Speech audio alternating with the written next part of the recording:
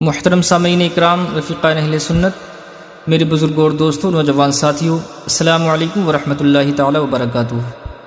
نحمدہ ونصلی ونسلم علی رسولہ الکریم وعلی آلہ واصحابہ اجمعین وبارک وسلم۔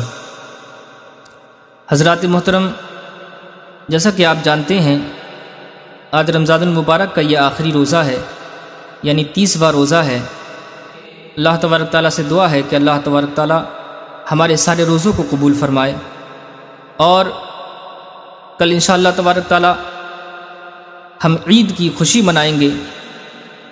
خدا کا شکر ہے تمام مسلمان بھائی بہنوں کو جنہوں نے رمضان المبارک کے روزے رکھے، اور اللہ تبارک تعالیٰ نے ان کو یہ خوشی عطا فرمائی عید کی شکل میں۔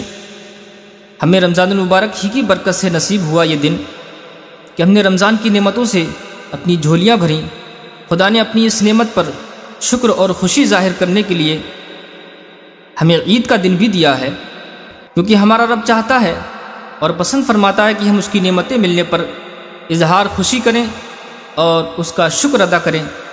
اس لیے روزوں کی فرضیت اور احکام کو بیان کرنے کے بعد آخر میں فرمایا گیا وَلِتُكَبِّرُوا اللَّهَ عَلَى مَا هَدَاكُمْ وَلَعَلَّكُمْ تَشْكُرُونَ، تاکہ تم اللہ کی تکبیر کہو اس پر کہ اس نے تم کو ہدایت دی اور تاکہ تم شکر کرو۔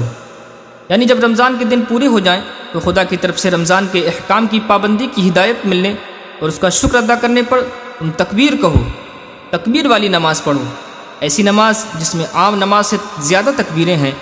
دوسرے مقام پر فرمایا گیا قُلْ بِفَضْلِ اللَّهِ وَبِرَحْمَتِهِ فَبِذَلِكَ فَلْيَفْرَحُوا هُوَ خَيْرٌ مِّمَّا يَجْمَعُونَ، آپ فرما دیجئے کہ یہ کتاب اللہ کے فضل اور اس کی رحمت سے نازل ہوئی، پس انہیں چاہیے کہ اس پر خوشی منائیں، اور یہ بہتر ہے تمام چیزوں سے جن کو وہ جمع کرتے ہیں۔ زندگی کے لیے ایک مکمل قانون قرآن کا ملنا ہم پر خدا کی بڑی نعمتوں میں سے ایک نعمت ہے۔ خدا دیکھنا چاہتا ہے کہ ہمیں اس نعمت کے ملنے پر کوئی خوشی ہوئی یا نہیں، کیونکہ وہ اما بنعمت ربک فحدث، اور اپنے رب کی نعمتوں کا ذکر کیا کرو۔ خدا کا ارشاد ہے وہ چاہتا ہے کہ اس کی نعمتوں کو ظاہر کر کے ان پر خوش ہو کر اس کا شکر ادا کیا جائے۔ شکر ادا کرنا خدا کی طرف سے نعمتوں میں اضافہ کا ذریعہ بنتا ہے۔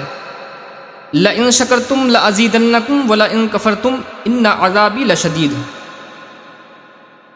اگر تم شکر ادا کرو گے تو میں تم پر زیادہ کروں گا، اور تم نے ناشکری کی تو یقیناً میرا عذاب سخت ہے۔ شکر ادا کرنے والوں پر نعمتوں اور رحمتوں کی بارش زیادہ ہوتی ہے، اور ناشکری کرنے والے عذاب الہی کے مستحق قرار پاتے ہیں۔ غرض کہ عید کا دن خوشی اور مسرت کا دن ہے، خدا کی نعمت ظاہر کرنے اور اس پر شکر ادا کرنے کا دن ہے۔ اس دن مسلمانوں کو آپس میں ملنا جلنا، ایک دوسرے کو مبارکباد دینا اور باہمی محبت و الفت ظاہر کرنا چاہیے۔ یہ خدا کو اپنے بندے کی یہ ادا بہت پیاری ہے۔ خدا اس حال میں بندوں کو دیکھ کر خوش ہوتا ہے۔ حضور علیہ السلام فرماتے ہیں کہ جب عید کا دن ہوتا ہے تو اللہ فرشتوں پر اپنے بندوں سے فخر کرتا ہے کہ فرشتے تو انسان کی صرف فتنہ و فساد کرنے والا ہی سمجھتے تھے، لیکن آج دیکھیں کہ اس انسان ہی میں میرے یہ بندے بھی ہیں جنہوں نے میرے لیے روزے رکھے اور رمضان کے تمام احکام کی پابندی کی۔ آج میرے یہ بندے کتنے پیارے انداز میں میری تکبیر کہہ رہے ہیں، میرا شکر ادا کر رہے ہیں۔ حضور علیہ السلام کا ارشاد ہے، اللہ تبارک تعالیٰ ارشاد فرماتا ہے اے میرے فرشتوں، اس مزدور کا کیا بدلہ ہے جس نے اپنا کام پورا کر لیا؟ فرشتے عرض کرتے ہیں ہمارے رب، اس کا بدلہ یہ ہے کہ اس کا پورا ثواب دیا جائے۔ اللہ فرماتا ہے فرشتوں، میرے بندوں اور میری بندیوں نے میرا فریضہ پورا کر دیا جو ان پر تھا، یعنی انہوں نے پابندی سے پورے مہینہ روزہ رکھے اور اب تکبیر کہتے، تسبیح پڑھتے گھروں سے نکل پڑے ہیں۔ خوشیاں ان کے چہروں کو چمکا رہی ہیں، ایمان سے ان کے دل بہت روشن ہیں، سب آبادیوں سے نکل کر میرے دربار میں سجدہ کر رہے ہیں، مجھ سے مغفرت، عافیت اور دنیا و آخرت کی بھلائی کی بھیک مانگ رہے ہیں۔ بس مجھے اپنی عزت، اپنے جلال، اپنے کرم، اپنی بلندی اور اپنے بلند مرتبے کی قسم، میں ان کی دعا ضرور قبول کروں گا۔ پھر فرماتا ہے اے میرے بندو، لوٹ جاؤ، میں نے تمہیں بخش دیا اور تمہاری برائیوں کو خوبیاں بنا دیا۔ حضرات محترم، نبی کریم علیہ السلام فرماتے ہیں پھر یہ لوگ بخشے ہوئے لوٹتے ہیں۔ سبحان اللہ! ملاحظہ فرمایا آپ نے کیسا مقدس بابرکت دن ہے۔ ہماری عید کا دنیا کا کوئی مذہب اپنے ماننے والوں کا تہوار کا وہ تصور اور طریقہ نہیں دیتا جو اسلام نے ہمیں عطا فرمایا کہ ہمارے عید کا دن دوسری قوموں کے تہواروں کی طرح لہو لعب اور مذہب و اخلاق سے آزادی کا دن نہیں، بلکہ خدا کی یاد اور اس کی فضل و احسان پر اس کا شکر ادا کرنے کا دن ہے، جس میں ہماری خوشی میں اللہ کے فرشتے بھی شریک ہیں اور خود ہمارا رب ہمیں اس حال میں دیکھ کر خوش ہے۔ بس ہمیں اس خوشی کے دن کو منانے کا طریقہ بتایا گیا۔ عید کا سورج طلوع ہونے سے پہلے ہم نماز فجر ادا کریں، مرد مساجد میں جماعت کے ساتھ پڑھیں، عورتیں گھروں میں ادا کریں، پھر خاص طور پر جسم کی صفائی کے لیے غسل کریں، سب سے بہتر جو لباس نصیب ہو پہنیں، خوشبو وغیرہ زینت کی وہ تمام چیزیں استعمال کریں جو شریعت نے ہمارے لیے جائز قرار دی ہیں۔ جس طرح ہمارا جسم اور لباس بے داغ صاف ستھرا ہے، اسی طرح ہم اپنے دل کو بھی بغض و کینہ اور نفرت و عداوت کے داغ میل کچیل سے صاف کر لیں۔ خطبہ امام سنیں اور ہاتھ اٹھا کر خدا سے خوب مانگیں، پھر آپس میں گلے ملیں، مبارکباد دیں۔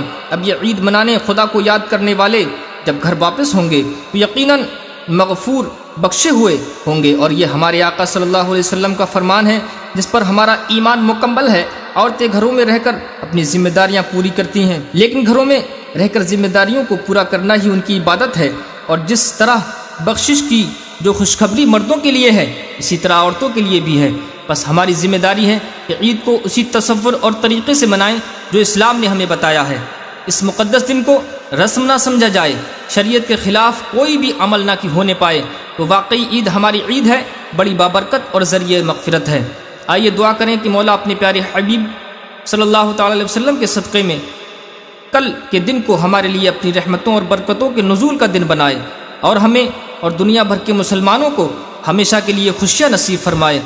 اور جو میں نے ایک مہینہ مسلسل آپ کی خدمت انجام دیا، یعنی آپ کو میں نے ہر روزے کے متعلق اور صدقہ فطر کے متعلق اور تمام عبادتوں کے متعلق میں نے جو آپ کے سامنے بیان کیا، اللہ تبارک تعالیٰ میرے بیان کو قبول فرمائے، اور آپ حضرات سے یہ گزارش ہے کہ آپ حضرات میرے لیے دعا کریں کہ اللہ تبارک تعالیٰ میرے گناہوں کو معاف فرمائے اور میری لغزشوں کو معاف فرمائے۔ استغفر اللہ ربی من کل ذنب واتوب الیہ، وما توفیقی الا باللہ العلی العظیم، وصلی اللہ تعالی علی خیر خلقہ محمد وعلی آلہ واصحابہ اجمعین۔ السلام علیکم ورحمۃ اللہ وبرکاتہ۔